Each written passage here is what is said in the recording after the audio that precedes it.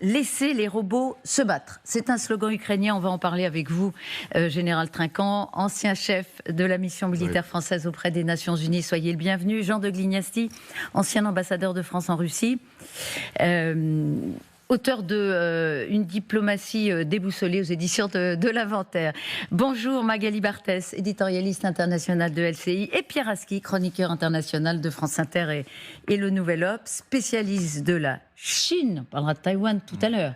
Vous avez vu les images de l'encerclement. Impressionnante. Et puis l'agressivité verbale de Pékin, c'est assez étonnant. On en parle tout à l'heure avec vous. Vous êtes auteur également de Une terre doublement promise, Israël-Palestine, un siècle de conflit. Et nous sommes en lien avec Alexandre Vautravers. Merci d'être avec nous, Monsieur Vautravers. Vous êtes rédacteur en chef de la Revue militaire suisse, directeur scientifique du Centre d'histoire et de prospective militaire, colonel d'état-major général, ancien professeur des relations internationales. On va parler de la guerre des robots mitrailleurs qui se battent à la place des soldats. Les Ukrainiens, vous savez, ne laissent rien au hasard dans leur situation. Ils font feu de tout bois et lancent un appel à financement en montrant ses armes. Mais Moscou n'est pas en reste. Benjamin Cruard, de quoi parle-t-on ? Bonjour à vous d'abord, Benjamin. Bonjour, en voici l'un de ce que les Ukrainiens appellent un robot de combat. Alors, quand on regarde les images, on voit qu'il est équipé d'une mitrailleuse sur une petite tourelle. Le tout est sur roue et est amené, alors si on reprend justement le vocable du gouvernement, à remplacer les soldats sur les lignes de front les plus périlleuses ou dans des zones assez proches des lignes ennemies. Alors, je vais m'arrêter sur les caractéristiques que vous avez vu passer. Donc, ils disent robot de combat. Alors, la mitrailleuse serait télécommandée avec des calibres pour la mitrailleuse de 7,62 mm, 12,7 mm. Et là, vous avez tout ce qui est performance. Alors, ça va pas très vite, ça va à 8 km/h d'après les informations qui sont communiquées. Une portée de détection des cibles, là, par contre, qui est importante, de 2,4 km. Et on nous annonce une autonomie par rapport aux opérateurs à 3 km. Il y en a qui sont présentés, on voit qu'il y en a plusieurs types. Vous voyez, il y en a un là, on voit que c'est un fusil d'assaut qui a été juste ajouté dessus, avec là des éléments, avec un zoom x10, une imagerie thermique. Voilà à quoi ressemble ce que les Ukrainiens donc qualifient de robot de combat. Il y a visiblement quand même un aspect automatique, puisqu'il est écrit qu'après avoir terminé sa mission, le robot retourne vers son générateur pour recharger sa batterie. On voit qu'il y a plusieurs types. Là, vous voyez, ça ressemble quasiment à une voiture téléguidée. Et il y a surtout plusieurs fonctions. Là, ce qu'on voit, c'est que vous avez des robots qui sont susceptibles d'aller poser des mines ou de foncer vers les lignes adverses avec des mines afin de se faire exploser.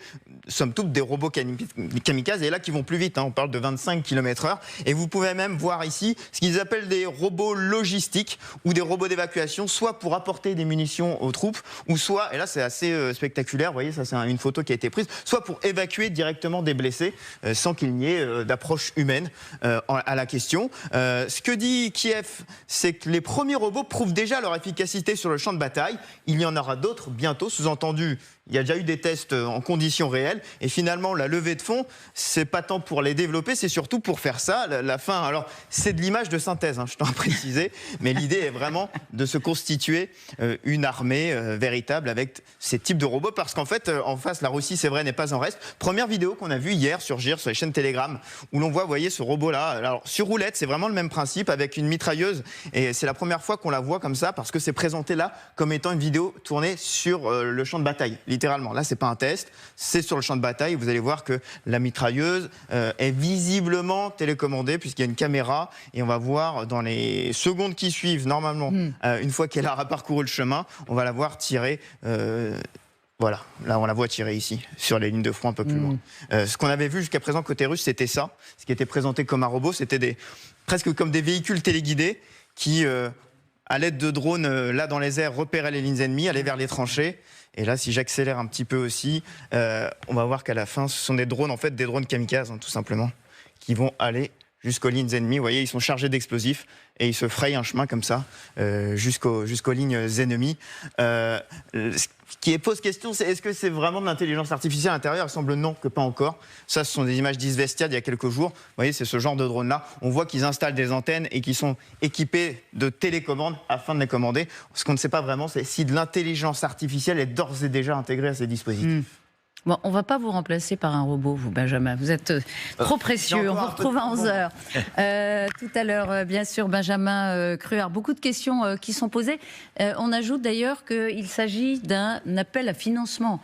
Les Ukrainiens font cette publicité avec ces images de synthèse parce qu'ils veulent que, voilà, tous les civils d'ailleurs, Pierre, si vous étiez tenté, vous pourriez cofinancer cet effort de guerre dans la fabrication des robots, parce que ça coûte. Alors, beaucoup de questions, déjà, qui ont été posées par Benjamin. Télécommandé, intelligence artificielle, ce qu'on a vu, là, ce qu'on a découvert, ça fonctionne comment ? Alors, d'abord, cette problématique, l'armée française l'a également. Elle teste beaucoup de robots actuellement. Toutes les armées du monde. Toutes les armées du monde, pour une double problématique. Le premier, c'est qu'on manque d'hommes, tout simplement. Donc remplacés par des robots. Et la deuxième, c'est qu'en revanche, on a un souci de protéger les soldats. Et le souci de vous parler télécommandé, intelligence artificielle, c'est jusqu'où va l'autonomisation des outils. Normalement, dans la réflexion éthique de l'armée française, ça n'est jamais qu'une prolongation du soldat. Et donc c'est le soldat qui commande. Donc on envoie un robot plus loin en le télécommandant avec tout ce qu'il faut pour protéger les soldats, mais c'est une prolongation, ça n'est pas le robot qui décide lui-même de ses objectifs. Pour l'instant. Alors, avec l'intelligence artificielle, on ne le sait pas. On peut le faire. Il y a eu sur les circuits un certain nombre de choses qui vous indiquaient, par exemple, que dans des frappes israéliennes, il y avait l'utilisation de l'intelligence artificielle sur les dégâts collatéraux. C'est-à-dire qu'on ne pouvait viser une cible que quand il y avait moins de 10 personnes autour. Vous voyez, donc ça, c'est l'utilisation de l'intelligence artificielle. C'est-à-dire que c'est le robot lui-même qui va décider.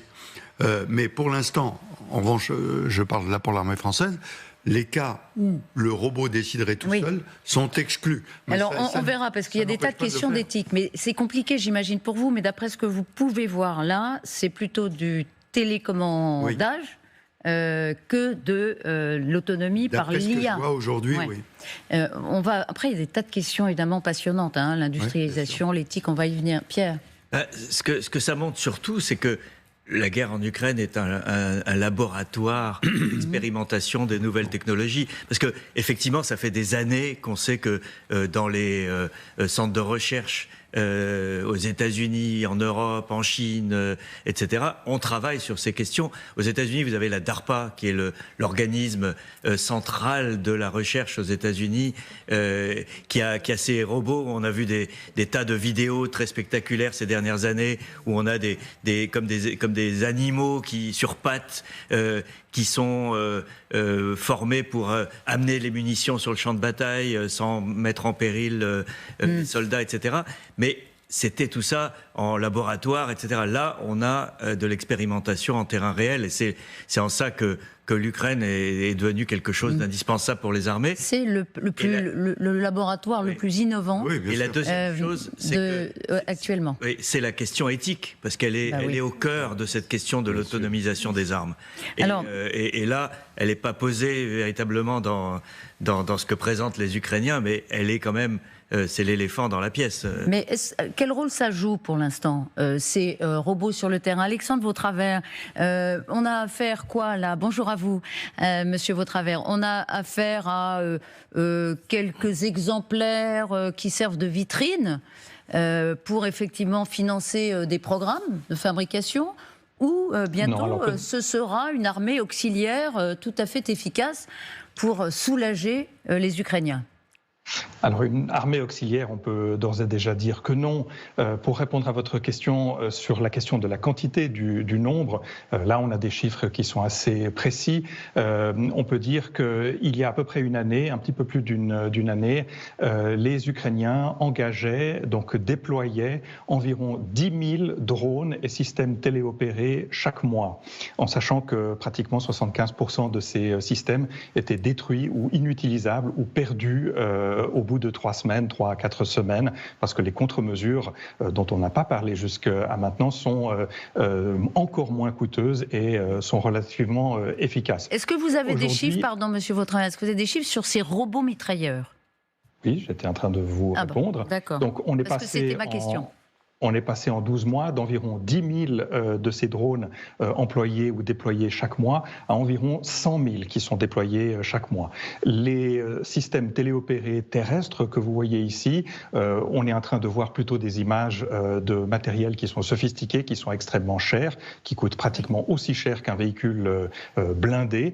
Donc le nombre est très restreint. Mais si on regarde l'ensemble des différentes plateformes, ce qui est nouveau avec la guerre en Ukraine, c'est pas l'usage de ce type de système. En Afghanistan, il y a 20 ans, les armées françaises en ont déployé environ 1500 pour un effectif de 5000 personnels. Donc vous voyez que déjà il y a 20 ans, on utilisait énormément de ces systèmes. Ce qui est nouveau, c'est effectivement la masse, la quantité de ces systèmes qui peut être déployés.